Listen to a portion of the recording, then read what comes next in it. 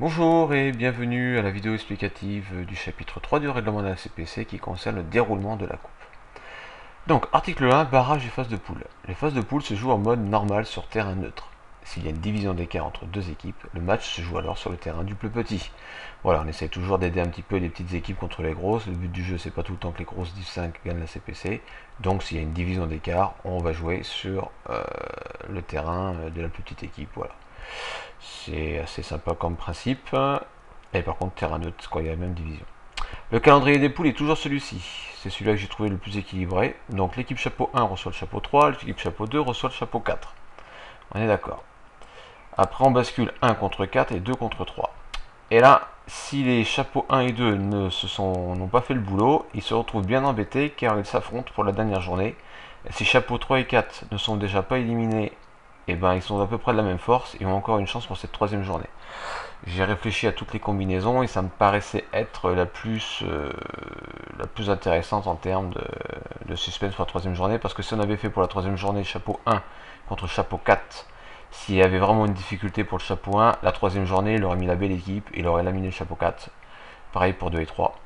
Et si à la dernière journée on avait fait chapeau 1, chapeau 3 et chapeau 2, chapeau 4, c'était à peu près le même raisonnement. Donc là, il y a des chances peut-être que chapeau 1, chapeau 2, les premières et deuxièmes journées ne mettent pas la grosse patate. Et du coup, ça laisse une chance au chapeau 3, chapeau 4 de choper quelques points. Et je pense ainsi que la troisième journée ne se jouera pas pour rien. Article 3.1.3, la fin des matchs de poule, si deux équipes sont à égalité de points, elles sont départagées selon les critères suivants et selon l'ordre suivant. Donc c'est logique, le goal average, le truc de base. Sinon la meilleure attaque, la différence de but particulière, la meilleure note France-Stat lors de leur confrontation. Et s'il y a toujours égalité, ça serait un truc de fou, mais pourquoi pas, la somme des notes de France-Stat lors des 3 matchs de poule. Donc voilà, mais bon, je crois que pas que ça va arriver très souvent. Article 2 sur la phase finale. Tous les matchs de la phase finale se jouent en mode coupe. Voilà, c'est logique, on est en mode coupe. Pour la huitième de finale, les vainqueurs de poule reçoivent les seconds de poule. Donc ça, c'est un point de règlement qui existait avant ma prise de pouvoir, entre guillemets, et qui est tout bêtement pour encourager la troisième journée, donner un intérêt à la troisième journée, donc essayer de terminer premier, car on a un avantage de recevoir en huitième. Pour les quarts et demi-finales, les matchs se déroulent sur terrain de la première équipe tirée au sort, ou s'il y a une division d'écart sur le terrain de la plus petite. Donc voilà, c'est juste aussi pour donner un petit sens un petit sens supérieur, supplémentaire, pardon, je mélange mes mots, un petit sens supplémentaire au tirage au sort. Il y a l'intérêt d'être tiré au sort en premier pour recevoir le quart ou la demi-finale. À moins qu'il y ait toujours une division d'écart, et dans ce cas-là, on joue sur la plus petite. Là, c'est la petite tradition, la finale se joue sur le terrain du dernier vainqueur. Et le troisième match, le match pour la troisième place se joue sur le terrain du finaliste de l'édition précédente. Et petite nouveauté depuis que je suis arrivé à la tête de la coupe, impossibilité pour deux équipes de la même poule de se recroiser avant la finale. Ça, je trouve ça vraiment très très dommage de recroiser quelqu'un de poule en quart de finale ou en huitième. Le but quand même, c'est de se diversifier, de rencontrer le plus de monde différent et de se retrouver qu'en finale, quoi. Et 3-2-6, si un match est organisé en mode normal au lieu de coupe, ça peut être arrivé. Un accident d'organisation est vite arrivé, et qu'il se termine par un match nul, et donc il aurait dû y avoir des tirs au but, mais du coup il n'y a pas, ça sera l'équipe ayant la plus grosse note France-Stat qui est qualifiée. L'organisation des matchs. Alors c'est tout bête, les matchs doivent être organisés forcément le plus tôt possible. Ça serait bien, dès que vous avez connaissance du tirage au sort, d'aller défier votre adversaire.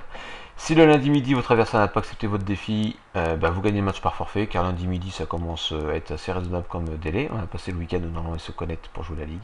Donc vous gagnez le match par forfait et êtes libre de programmer un match amical. Ça c'est le règlement. Maintenant, vous êtes libre de dire, de me contacter, enfin de contacter l'organisateur et de dire bon allez, je lui laisse encore un petit délai, je suis chevalier, je suis sympa, on va continuer à attendre. Mais bon. Sinon, comment organiser son match? C'est basique, hein. Dès que les matchs sont générés, les matchs ne sont pas générés de manière automatique, c'est à vous de les organiser. Donc vous devez défier votre adversaire. Pour défier dans la règle de l'art, défier son adversaire dès la prise de connaissance du tirage et du calendrier, et ce dès votre première connexion, vraiment, plus tôt c'est fait, mieux c'est. Donc voilà. Copier-coller votre défi dans le poste prévu à cet usage dans le forum. Le vendredi soir, si votre adversaire n'a pas accepté votre défi malgré ses connexions, lui adresser un HTML, capture d'écran du HTML à garder, ou bien même vous le copiez-coller dans le forum. Et le dimanche, enfin, si malgré le défi le HTML il ne se passe toujours rien, prévenir l'organisation. Le lundi midi, c'est toujours rien, alors cherchez un match d'entraînement et envoyez-nous par messagerie une capture d'écran de la page défi de votre club, prouvant ainsi votre démarche, ainsi qu'une capture d'écran de votre HTML. Bon, ça c'est le top du top, hein. Bon, si vous faites un copier-coller, c'est déjà pas mal, mais c'est vrai qu'une capture d'écran, moins, c'est inattaquable. Si vous suivez ces indications, il ne vous ne risquez rien. Voilà, donc franchement c'est assez basique, et surtout s'il vous plaît, je ne l'ai pas mis dans le règlement, mais s'il vous plaît, postez l'idée du match dès qu'il est organisé. Nouveau article 4, principe général. Ça j'y tenais fortement. Une équipe éliminée sur le terrain ne peut en aucun cas être repêchée pour combler un trou dû à une non-organisation.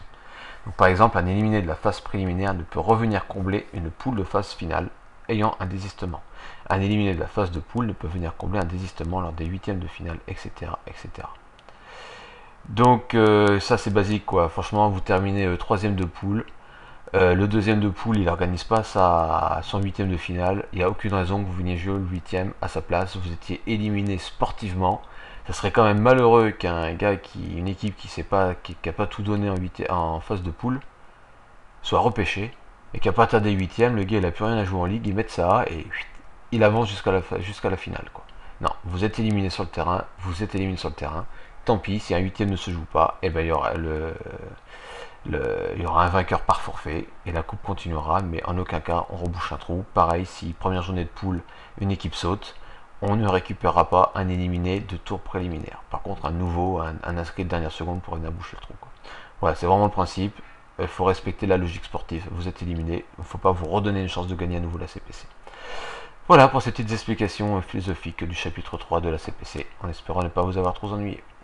Pardon pour les bégaiements, je suis pas spécialiste de l'exercice. Allez, ciao, à plus tard dans la vidéo du chapitre 4, et sinon sur le forum. Allez, ciao, merci.